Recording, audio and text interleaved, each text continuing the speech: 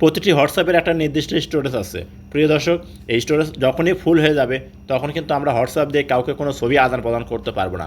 এমনকি আমরা যখন হোয়াটসঅ্যাপটা ওপেন করব তখন দেখবেন শুধু সার্চ হবে। এই সমস্যায় যদি আপনি থাকেন তাহলে আজকের ভিডিওটি আপনি কন্টিনিউ করুন। তো আজকে এই ভিডিওর মাধ্যমে আমি আপনাদেরকে দেখাবো যে আপনার হোয়াটসঅ্যাপের স্টোরেজ যদি ফুল হয়ে যায় কিভাবে খালি করে এই সমস্যার সমাধান করবেন। স্ক্রিনটা লক্ষ্য করুন, আমি আপনাদেরকে দেখিয়ে দিচ্ছি। ভিডিওটি ভালো লাগলে অবশ্যই একটা লাইক করবেন, ভিডিওটি আপনার ফেসবুক টাইমলাইনে শেয়ার করে রাখবেন। আপনার একটা শেয়ারে আপনার বন্ধুরা দেখেও শিখতে পারবে যে হোয়াটসঅ্যাপের স্টোরেজ ফুল হয়ে গেলে কিভাবে খালি করতে হয়। আর এখনও যারা পেজটা ফলো দেন নাই তারা অবশ্যই পেজটা ফলো দেবেন। ইউটিউব থেকে দেখলে চ্যানেলটি সাবস্ক্রাইব করে পাশে থাকা বেল বাটনটা অন করে দেবেন, যা পরবর্তীতে আপনাদের অনেক উপকারে আসবে।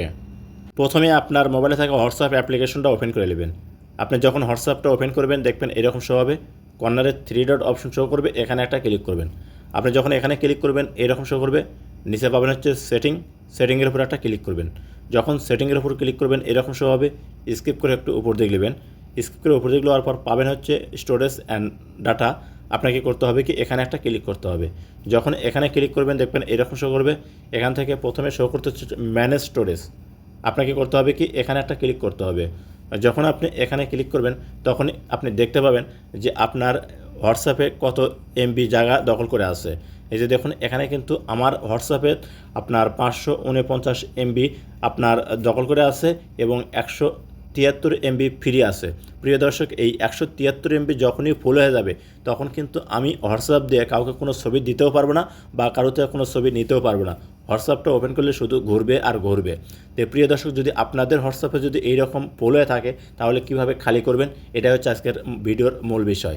প্রিয় দর্শক, আমরা অনেক সময় কাউকে ছবি দিই আবার ছবি নিই, সেই ছবিগুলো কিন্তু আমরা করে কি হোয়াটসঅ্যাপে রাখা দিই, ডিলিট করি না।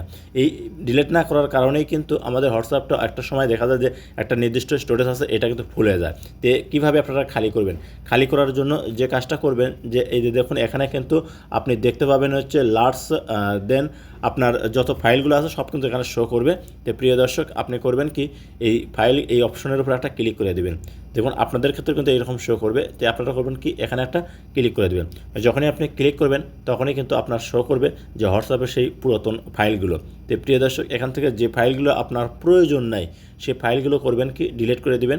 আপনি যখন এখান থেকে ডিলিট করে দিবেন তখন কিন্তু আপনার যে হোয়াটসঅ্যাপের একটা নির্দিষ্ট স্টোরেজ আছে আপনার সেটা কিন্তু খালি হয়ে যাবে। তারপর থেকে আপনি হোয়াটসঅ্যাপ ব্যবহার করেও শান্তি পাবেন, অর্থাৎ আপনার হোয়াটসঅ্যাপটা ফাস্ট হবে, স্লো হবে না এবং আপনি যাকে ছবি দিতে পারবেন আবার কারোতে ছবি নিতেও পারবেন। তো আপনি করবেন কি এগুলো ডিলিট করবেন কীভাবে সেটা, তার জন্য আপনি যেটা ডিলিট করবেন সেইটা করবেন কি একটা চাপ দিয়ে ধরে রাখবেন। এই যে দেখুন আমি আপনাদেরকে দেখাচ্ছি, এই যে এইরকম চাপ দিবেন। চাপ দেওয়ার সাথে সাথে কিন্তু আপনার এই টিকমার্ক শো করবে। এখন আপনি একসাথে চাইলে সবগুলো কিন্তু ডিলিট করতে পারেন, আবার আস্তে আস্তে আপনার যেটা পছন্দ আর রাখার আবার যেটা রাখবেন না সেটা কিন্তু আপনি সিলেক্ট করতে পারেন। তো এরকম সিলেক্ট করে নেওয়ার পর উপরে দেখুন একটা ডিলিট অপশন, এখানে ক্লিক করবেন। তারপরে এরকম শো হবে, এখান থেকে আপনি করবেন কি এই যে ডিলিট লেখা আছে এখানে ক্লিক করে দিবেন। যখন আপনি এখানে ক্লিক করবেন দেখবেন এইগুলো ফাইল কিন্তু আপনার পুরাতন ফাইলগুলো কিন্তু ডিলিট হয়ে যাবে। ডিলিট হয়ে গেলেই কিন্তু আপনার যে একটা নির্দিষ্ট স্টোরেজ আছে হোয়াটসঅ্যাপের সেটা কিন্তু খালি হয়ে যাবে। দেখুন এখানে কিন্তু 448 আবার খালি হলো মনে করেন যে 406, অর্থাৎ এখন 406 আমার ফুল আছে, এটা কিন্তু অটোমেটিকলি খালি হয়ে গেল। এইভাবে যতই আপনি ডিলিট করে দেবেন ঠিক ততই কিন্তু আপনার হোয়াটসঅ্যাপের যে একটা নির্দিষ্ট স্টোরেজ এটা কিন্তু খালি হয়ে যাবে। তো প্রিয় দর্শক, এইভাবে আপনার হোয়াটসঅ্যাপটা ফাঁকা করে নেবেন। যদি আপনাদের কাছে ভিডিওটা দেখে একটু উপকারিত আসে তাহলে অবশ্যই সাথে থাকবেন। আবার নতুন কোনো ভিডিও নিয়ে আপনাদের মাঝে হাজির হব ইনশাআল্লাহ। সে তখন ভালো থাকুন, সুস্থ থাকুন, খোদা হাফেজ।